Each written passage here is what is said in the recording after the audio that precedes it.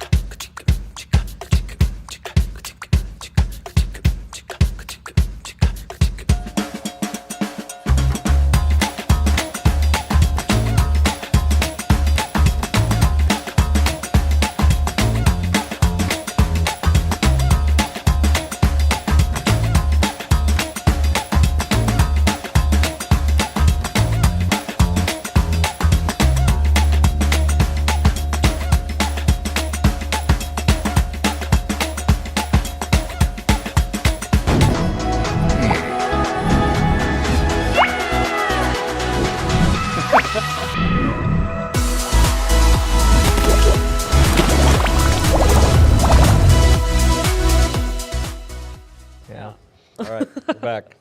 Hello. Good morning. Good morning. It's morning. Good It is morning. It is indeed. Yeah. It is morning. Things are happening. Birds are chirping, I think. And I'm here. Ballard's back. That's his, Woo, woo. It's good to be back. What you been doing, buddy? Oh, yeah. World traveling.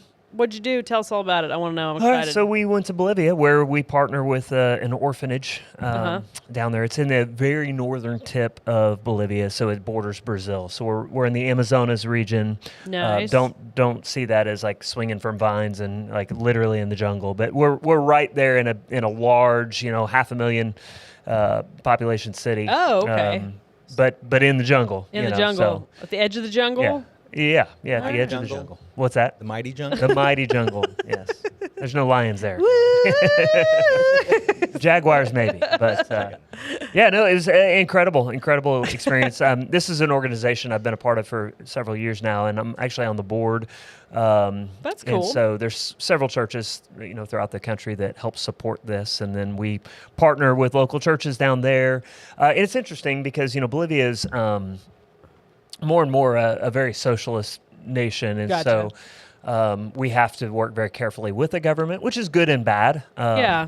There is some oversight. I was encouraged to find that the government employee there, we have favor with her, which is a good thing. Yeah.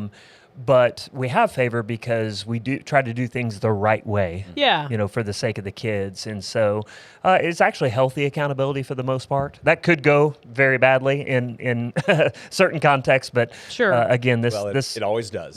Correct. And it always has potential to go that way. But with this particular person, we've curried favor with her, and it's a good partnership. But Good. always challenges, when you're in an impoverished country, a socialist country, and you're dealing with kids that are out on the streets, and you're taking them in, and you're providing a home and a Christian home at that. And so these kids come out of the most horrific storylines you could possibly think of, you know, and they're rescued and they're given parents. Now imagine, I've got a friend who has adopted 4 boys out of a very desperate situation here locally. Yeah. And I know how hard his life is, right? And so when I met with the house parents and the staff, I told them the story of my friend, and I just said, look, I live with him in this context, and I know the struggle he and his wife have. I can't imagine you all take in 10 and 12 into your home. Yeah. So it's like individuals taking in these. Well, we've built homes for them. And so imagine a compound, gotcha. and there's 5 houses. And then with that, then we've added what we call a phasing out house. Gotcha. And so in that phasing house out home, these are kids that are going to college or preparing for their career. And so we're not just pulling kids off the street and then saying, all right, good luck, you graduated Yeah. high school. So for instance, we've got 5 kids that are in college now that have come through the program. That's wonderful. And we pay for their college tuition, Yeah. and housing and all that while they're doing. We had one young man, he's like, college is my thing, but he loves to cut hair. Yeah. So he was the kid at the orphanage that cut all the other kids' hair. How cool is so that? we sent him to school, Yeah. for barber school. And where's Kix? We needed him. I would love to take him down there. So when we went across the river to Brazil, they have better shops over there. And so we went to a beauty supply store, and we bought him a chair. Yeah. And we bought him a couple sets of clippers, a couple sets of scissors, aprons for him and the clients. Very cool. All the tools, right? And we paid his first 3 months rent at his new shop and painted his shop up, and it got all set up. That's amazing. And so the director down there is working with him to create a business plan. So he understands, okay, after 3 months, now you're paying rent. Yeah. Right? Yeah. And you say, okay, well, man, you're just giving him a lot of free stuff. Yes, but he's got skin in the game. So here's the deal. He cannot sell any of that stuff because it'd be tempting for a young man, right? I don't want to do this. I'll just sell it and I'll pocket the money. Yeah. We made it very clear, if you don't continue the business, that goes back to the home. Yeah. So his skin in the game is that he gets to keep this as long as he pays his rent, Yeah. puts money back. So we're teaching him how to run business, and deal with whatever might come next. But then he has to also take on an apprentice Good. out of the home. Oh, I love that. And so those are the kind of things we've been doing. And so, there's a bakery on site, so some of the kids get a job at the bakery. Yeah. There's also a farm that has an orchard, a garden, chickens. It's a dairy farm as well. And so they get to work that, and it provides all the milk and the produce for the orphanage, and whatever they don't use, then they sell in town. So it goes back into the funding. That's wonderful. And so those are some of the jobs. And then we've opened up a restaurant in town too, close to the local church that we work with. And so that money is then also supporting the orphanage and then also giving jobs.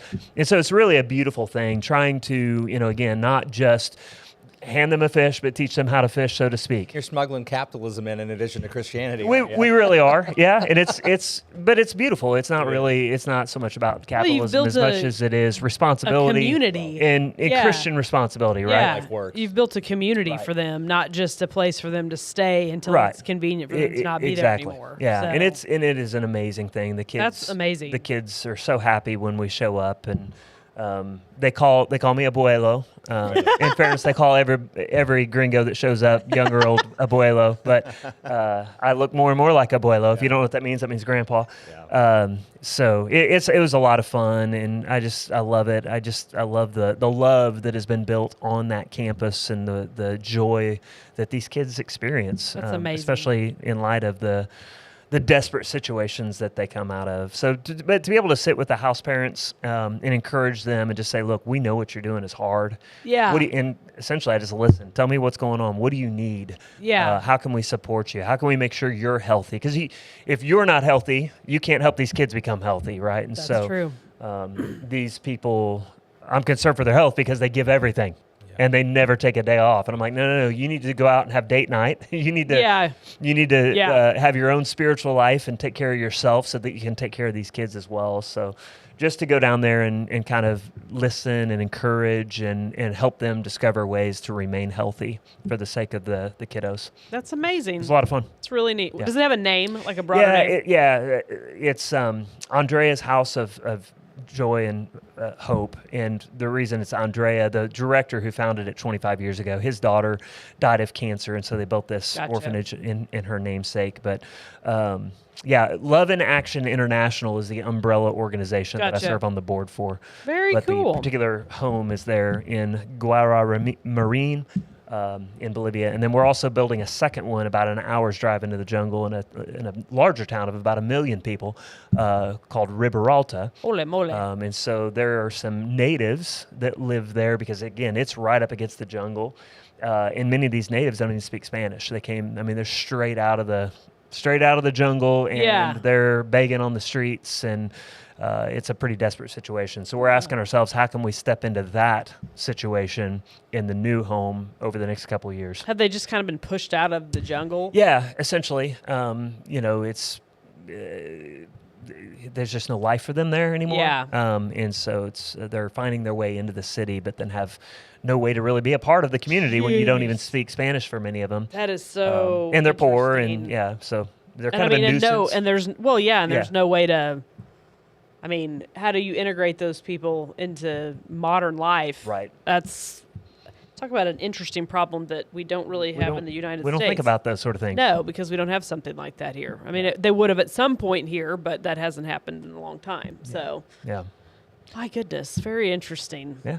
Very interesting. A lot of good stuff. So I'd spent all last week trying to not be tired, and Yeah. it's not like you have the jet lag stuff when you travel on the other side of the hemisphere. Right. When you go east or west, but you go south, we were only 2 hours time difference. Right. Yeah. But when you fly through the middle of the night, it was a. You never sleep great on Travel plane. stuff, No, I don't. Plane. I nap. I don't know take who I take sleeps 15, great on a 20-minute plane. naps, and then watch movies, and then try to fall back asleep. And Yep. but yeah, Ah. And fail. and fail.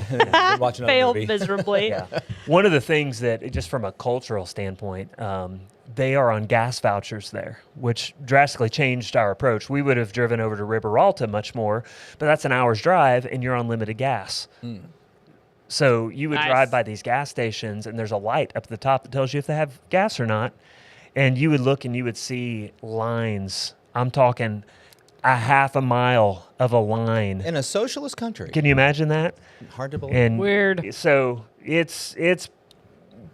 I wish every American could go down there and see what happens when you start progressing that direction. Yeah. It's Yeah. not very. It's not great. It doesn't work well. It does not work well. Historically has not worked well a whole bunch of times. Yep. Yeah. Yes. Well, we're going to keep trying. Boy, some people are. Yeah. Yeah. Anyway, Surely it's one of these days is going to work. Yeah. good. Well, there's been some good shift the other direction. I mean, Yes, there have. denim ads are showing us that we can go the other direction, and I don't really know the story behind the denim ad. I know there's something, and I probably shouldn't even step into that pool. But I'm like, what are we talking about? Was it denim ads? American Eagle? It was American I Eagle, don't know. yeah. Yeah. yeah, It just kind of went back to what they used to do, which is let's put a beautiful woman there to advertise our denim. And for me, it's not so much about let's put a really beautiful girl in there. It's just more of like, let's not typecast it for a social agenda. Let's find somebody good make at it modeling. commercial. Let's Yeah. find somebody good let's at get a modeling model. to She do. made one statement. Yeah, I guess it Oh, was is her that what statement. happened? She said, I've got good genes. Yeah, And they said, that's racist because she's white. yeah. It was a play on words. Yeah. for Yeah, the blue check, I jeans. got it. And Yeah. everybody just lost their ever-loving mind. Did she say that in the commercial? Yeah. Okay. Yeah. It was like the tongue-in-cheek Oh funny my thing. gosh. Remember, we used to just say, yeah, that's funny, that's clever. Yeah. But now we have, Did we've been, you know that diarrhea is hereditary? Let's dive into this. It though. runs in your genes. Let's- yeah. I mean, Yeah. that's That's old. a funny Yeah, joke. that is Old a funny kid joke. joke. yeah, Yeah. it's No, too it's- easy. Yeah, that's so stupid because, I mean, genetically, you're going to go back on any individual and they're going to be a variety of things. Sure. That's But- what's so stupid But about the point that. is, we've over the last 2 decades been trained to be offended By anything we possibly can. yeah. And that used to just be commonplace, like, oh, funny. That's very punny. Oh, yeah. That, Speaking that of is- another thing that we keep trying that doesn't work, Okay, by the we're way, ready. I'm ready. This outrage, this liberal outrage, is so over. American Eagle stock up 20%. And Yeah, this and I is the think trend. that's a Colbert good thing, yeah. fired. Yeah. Losing what, $50 million. what happened with a year. Colbert? I don't even know. Oh, He they got fired fired. him. Yeah. They shut his show down. I don't even know.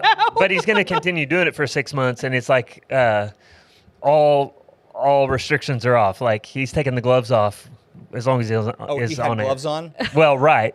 This is what he said though. Is He's going to admit he's biased. right? Yeah, okay. I the have filter's been gone, and living- there wasn't much left of it. His show is losing $40 million a year, and he's blaming Trump for him getting him fired. Oh, yeah, that's not it. That's not I think it. the great I can tell you- example, I can the tell you great real example is quick. like Jaguar, right? Mm-hmm. They went woke on some of their advertisements in the last couple of years, and they made like $50,000 last year. Like that right? they just seriously like sold. It was more than that, but they sold like 7 cars. it was amazing. Yeah. So Interesting. I think the world is telling us they're done with this. Yeah. Yeah. But that sector of people historically never get the message.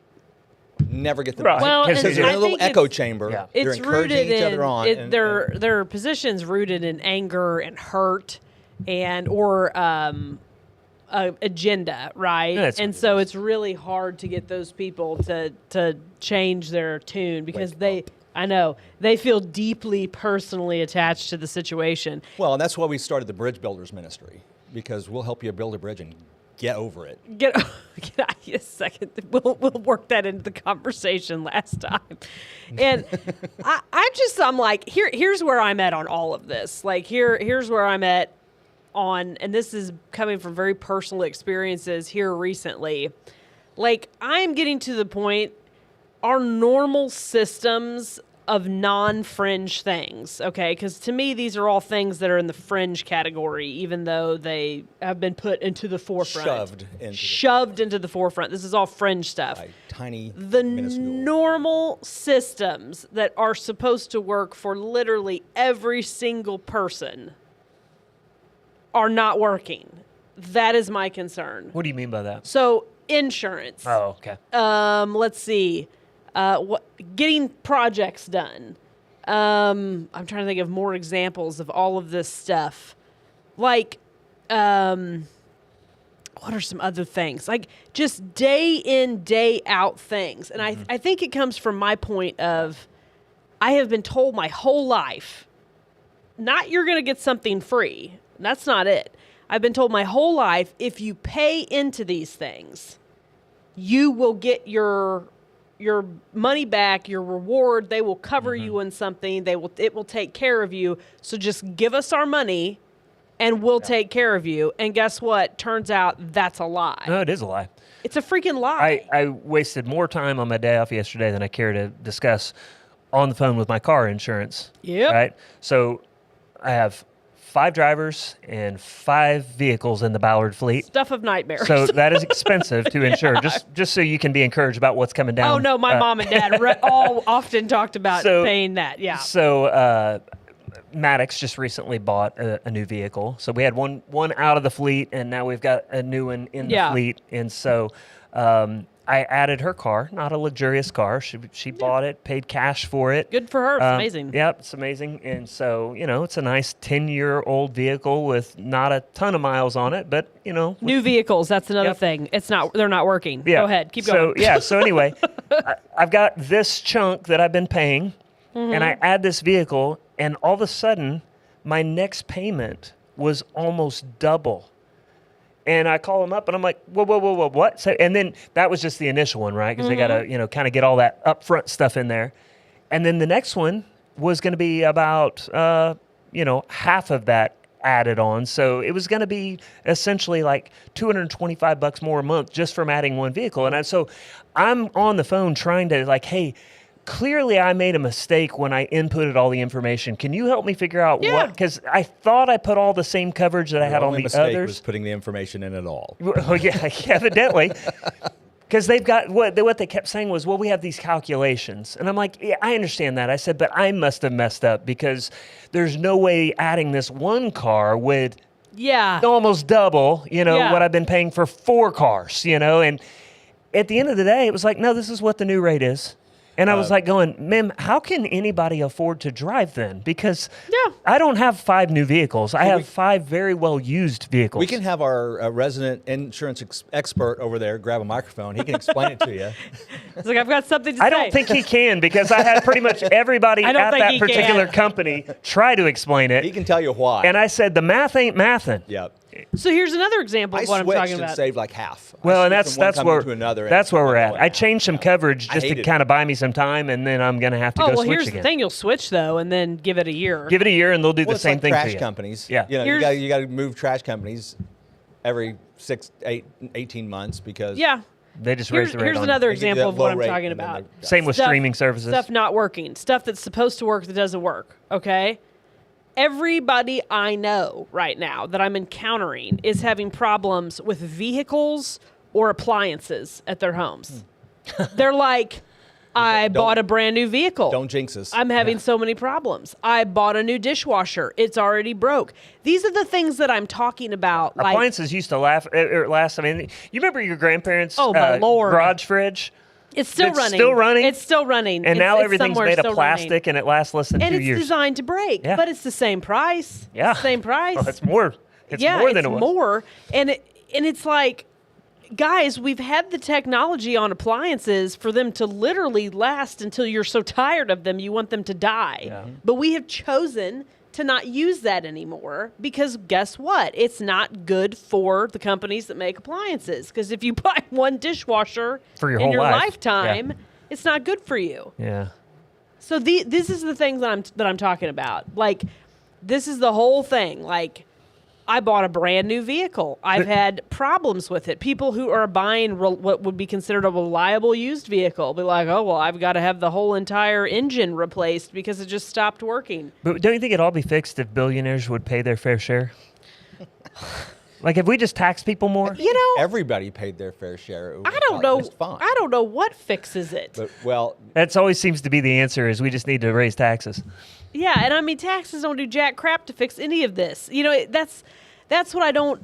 I'm like, at what point are we going to wake up and stop giving a crap about this crazy fringe stuff, and just focus in Yeah. on the things that we can do to make everyone's It's cost daily us life dearly. better? Really and that is not cost us. that is not socialism. Is not what I'm talking about No. because that's not it at all. It like people, and so now we have a situation too, like. The young people in this part of the world cannot move out of their parents' houses now because Right. they can't afford to do it, which is something that has been in the United States for a long time, just not here, right? So, well, this is a new era of things. What do we do about that? What are some solutions? But nobody's throwing out any solutions. It's just, oh, sorry, like. Yeah. you know, you I just don't need a better know. economy that is more robust and therefore growing. And gives incentive for young people Or- to go which out and produces get good more jobs and work hard. And more entrepreneurial opportunities. That's the concept. Well, I mean, it worked pretty darn good for about 250. Yeah. I know. And but when I then- say young but people then get why jobs did and it- go work hard, I'm not implying that this generation doesn't want to work hard. I'm saying if the economy's booming, the opportunity is there. Yeah. Yeah. But when you've got a governmental system that's pulling roughly 48 to 62% of the gross domestic product out in taxes, both over and hidden, Yeah. then of course you don't have any opportunity. The government is eating up a majority of the GDP in this country. People don't know it, and people will tell you I'm wrong, but I can sit down and I can prove it to you. Yeah. They may disguise it with other entities, but Yeah. They the- essentially They're taking all your money. The thought that I had the other day, because I've been battling several different types of insurance stuff, was okay. What if insurance had never existed? Period. and we just saved. What if when somebody's house burned down, like they saved money to take care of it, and the community, the churches stepped in to help. That's because that's what used to Well, happen. that's what used to I was happen. gonna say, we're Neighbors pretty would good for come about together. 6,000 years. Or they didn't, Right. or they didn't. I mean, because that also happened too. Sure, They sure. didn't take care of them. People And I just appreciate you failed. saying that because it makes it sound so idealistic. Like It's not. it It's always worked bullcrap. back then. No, I mean, right. there were times when people stepped in and helped, and there's plenty of times where they didn't. But I you would know? say it gives you incentive to be a good community member. yeah, Right? Because yeah, the people who were crappy to their community You didn't are get probably help. the ones that didn't get help. you got punched in the nose. Yeah. But if you are a you were- productive, that way. Yeah, if you were a good, helpful person, I would think I take the position. If you're a good, helpful person, often people will be helpful to you. I find that to be true. Yeah, I mean that's I think that's true. almost like it's in the Proverbs or something. It's like I canceled an insurance policy the other day because it was a small life insurance policy because I thought, you know what?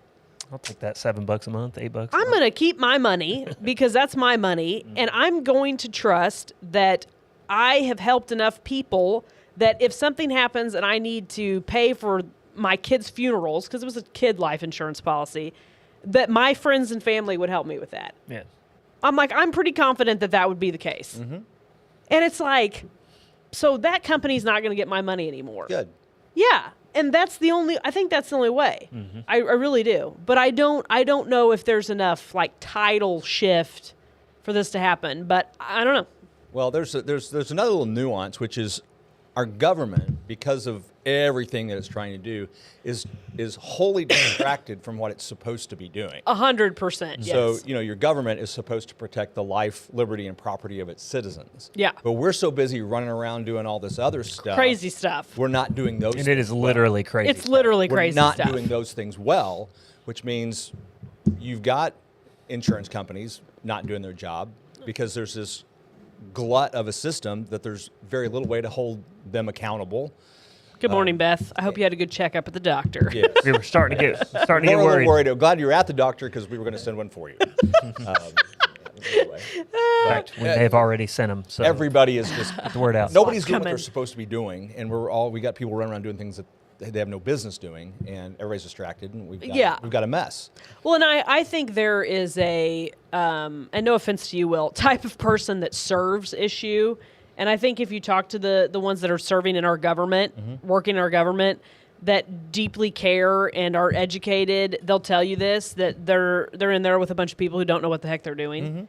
Which is par for the course. I mean, that's life. It's like you get into a group of people that are trying to accomplish something, and there's usually, in a group of 10 people, in my experience. The 80-20 rule holds true. Yeah, I mean, Pretty much across the board. I mean, because there's a lot of people who are willing to do things once they know what they're supposed to do. But there's got to be a leader to tell them what to do. Yeah. And there's got to be that person that gets the execution to happen.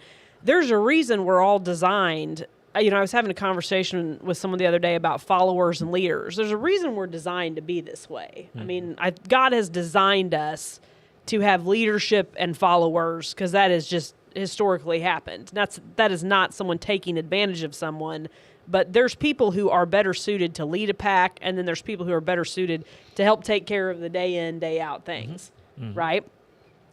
And we're just all designed differently. But so when you get into a group of people, there's usually one or two of them that know what they're doing, and then there's kind of everybody else. And there's the people who step up to help once they know what they're supposed to do.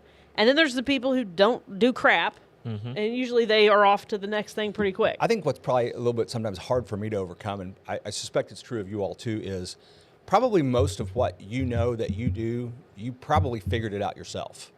Like you got on Google, you went to YouTube, you wanted to know how to do something, and so you went to wherever and you figured it out. Yeah. Or you ask somebody that's done it before you. Or you went maybe. through enough experiences at that particular thing you learned. I find so many people that, whether they work for me or around me or whatever, they're like, okay, here's your project. I don't know what to do. Go figure it out. Figure it out. The ability of 80% of the population to just go figure out how to do something is non-existent, and it baffles me because I do it every day. So I'll tell you a fun story on that. So my daughter, she graduated high school with her CNA. She's going up to SBU here in a couple weeks. I was telling somebody about that the other day because I think that's so cool. It's been pretty cool. So she's moving into Bolivar at SBU. So she's already got a job at CMH Hospital in Bolivar. So she's had to get up super early this morning to be there for her 12-hour shift. Yeah. But she was telling me a story about last week. It was her and a couple other young new hires, and one of the head nurses said, hey, this isn't really your job, but if you could help us with this, we're putting new clocks in all of the rooms, and we have some left, and so we've clearly missed some. If you could just make note of which rooms have a clock, which ones don't have a clock. And one of the young new hires standing next to Maddox goes, what does it look like? The clock? The clock, yeah. And Maddox looks at the other one, and her face was just like... Oh, you're fired. Yeah, right. And so, of course, if you know my daughter, who's very witty, the rest of the day, somebody would be like, hey, can you hand me one of those latex gloves? Ooh. What does it look like? I don't know where she gets it. Where did that come from? It must be your mother. But it is amazing. I'm staring at a giant clock. I'm just like... Yeah, it is a bit, to your point, like, can you figure that out? Like, did you have to ask that question? Try? Maybe like, can you go try? Google what does a clock look like? And that is a crazy example of what you're talking about, though. Like, there are people though that unless you tell them exactly how to do it, then they're going to blame you. Well, they didn't train me. Yeah. He didn't tell me how. Yeah. Like, Okay, this is There's what we a little- hired you for. There's a little help button Yeah. right up there. Hey, Chat What am I looking for? How do I? Yeah. How do I find a clock? It will tell you literally how to do Yeah. anything. Sometimes it'll do it for you. Yeah, it's amazing how some people want things just handed to them, and Well, and I don't even mean this from, this isn't a criticism of any generation or anything. but No, it's not generational. But it does make you wonder, at some point, did things become too easy? right. They did. Absolutely, they did. My kids, I think I do a decent job of making sure they're not completely coddled. I mean, they definitely are not, working on the farm every day. But, they are very responsible for a lot of things. And I hound them all the time about it. Well, you take a movie, I was going to say 50, but maybe 75 years ago, because I'm 50, so. Yeah. 54. Yeah, I was gonna say And- I'm close to 50. Will I know you're? Well, but I mean, you used to see there'd be a little TV show or something about some rich kid, a Silver girl or spoon. whatever, that was just, couldn't do anything because she was raised so rich and everything Yeah. was given to her. That's everybody. That's like everybody. That's like everybody today. It's Yeah. like everything has been handed to us, Yes. and we don't know how to do anything ourselves. Yeah, and I mean, We'll figure it out. I myself am guilty of this too sometimes. And I mean, yeah, with my kids, I'm like, they ask me questions all the time, and I'm like, I'll do it. Just let me do it. no, well, I'm getting better about that, but they'll ask me questions like kind of like the clock question, but not that bad, and I'm like, or they ask me stuff like about you'll see a celebrity on TV or something, and they're like, well, what about that person? What do they do? I'm like, I don't know that person. Why are you asking me this question? It's like they almost treat their parents like a Google Yeah. search, which is interesting. Let me Google that for you. And .com. and I'm like, I don't know, but I don't know. And that's another thing, maybe because like my generation of parent, of course, I'm a kind of an older parent for my generation. I had my kids older. I think we're trying to be more involved and not just like the Gen X kids that got left at home, by themselves. That worked out pretty well. We're better off Worked out for it. pretty good. But and the millennials were there too. A good portion of millennials were there too. We were just loose. The colleges coddle them too now. That's Yeah. the other problem. Yes. is, I mean, you should see what they do for them in college. It is really interesting. Yeah. Nuts. That's crazy to me. But I mean, at some point, I do think we've just had it too good. I think that's in essence. Well, the and whole I mean, history thing. will bear that out. I mean, But this is the other thing I think is cyclical interesting. thing. If you look at I'm going to have to go way back here, I think, but if you look at my great grandfather's life and compare it to my great grandfather's life, it wasn't that different. No. It was not that different. No. You compare my life to my grandfather's life, totally Vastly different. different. And then think about you as grandpa to your grandkids, how different that will be. Yeah. And that It's is the thing. exponential. I don't think we talk about that enough. I really don't. I put the 2008 thing because that's when the iPhone came about. For revolutionary. It was revolutionary. It's the most important thing that's ever happened, Yeah. like technology-wise, I think. Because smartphone. I mean, I think you could argue that. Because, up until people kind of lived about the same up until about when would the Industrial Revolution have happened? I mean, that changed a lot of things. Early Well, century. Yeah. You think about this. I'm talking at the beginning of being in Bolivia Yeah. on an orphanage. One of the things we've had to do is take the phones away from the kids at the orphanage. Not that they can't have access to them, but they were finding ways to have phones, and it was causing a lot of problems, as you can imagine. You cannot self-regulate Right. as a kid. You can't. So it's bizarre how accessible they are, even to the most impoverished places and in the most remote places. Yeah. So, on the upside, I could sit here and have a conversation with somebody with my poor Spanish through Google Translate. Yeah, which is great. Which is fantastic. But then there's the other side of it, too. Yeah, well, and I was having a conversation with somebody who grew up in California yesterday. Him and I are the same age. And I said, hold on, though. You grew up in California in a more urban setting. I grew up in Houston, Missouri. I am was 10 years behind you, at least. It was me growing up. I would be a 90s kid because I primarily grew up in the 90s. However, 90s Houston, Missouri It's 80s. was 80s California. Does that make sense? 70s, 80s California. Like there was not this global connection. You did not know everything that was going on. You weren't part. Now, Houston, Missouri is the same.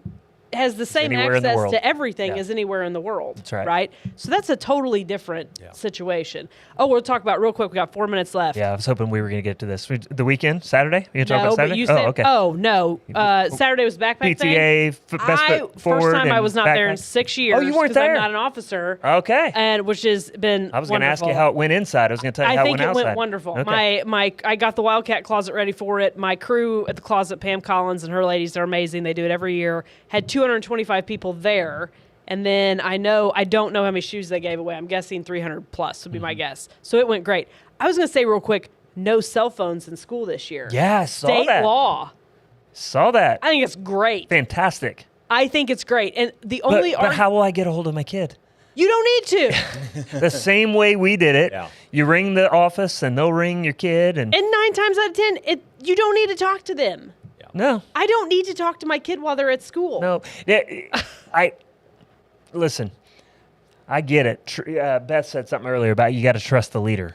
I Yeah. understand trust has been broken. It has. And I understand that. So from that standpoint, I get the anxiety of, why don't you want me talking to my kid? What's going on there? So I understand that. But I'm telling you, we got to let our kids. We gotta let 'em go. We got to let them go a little bit more, and we've got to take that distraction away so that We they have can to. learn. We have to. And it's not Everything okay. comes with a risk, right? Yes. And so if you don't trust them to go to that public school, then you need to send them to a private then school, you need to or move you need to on. Run for homeschool school them. board. Yeah. And so Yeah. run for school board and make a difference. But I'm telling you, at some point, you're going to have to trust your kids with people and in situations. And you're going to Yep. have to understand, if they lose that cell phone, they have an opportunity Well, to when learn. the kids get home, put your own phone down and talk to them. Yeah, there Yeah. you go. Yeah. Dinner How'd your together. day go? Yeah. Tell me Talk about to 'em. school. What'd you learn? Yep. Let me explain to you why that's wrong. Yeah. Yeah. Well, and there's some Let me time tell for you that. something. We have plenty of that. Sure. Dad, this was said, or we read this, and what do you think? And like, yeah, let me give you another perspective. Yeah, Yeah. The difficulty is a lot of parents aren't equipped to do that either. So. I think it's great. Well, and somebody said But they can be. They can be. But they somebody's- can be. Somebody's comment was, "I don't trust the school to take care of my kid. I want to be Then able don't to send them to communicate your with kid him." Don't send or him. But the school. other thing to that is, what world are you living in? Let's really think about this. If there is an incident that happens at school that is an emergency, that their child needs to call their parent and their parent needs to come in and rescue them, what reality does that exist in? The parent is not going to be closer than the authorities unless they happen to not be at work and live right next door to the school. Yep. What are they going to do? Like, are they going to break in a door and run into a building that is 10,000 square feet and find that's not Yep. reality. It's not. Yeah, one of the things that I deal with, try to help our people in my church understand is, whether you homeschool, private school, or public school your kids, they all come with different risks and, Yeah. and different Absolutely. hardships, and so you kind of have to work through it. And so whatever system you're in, homeschool, obviously you're partnered with yourself and your kid, or maybe a co-op.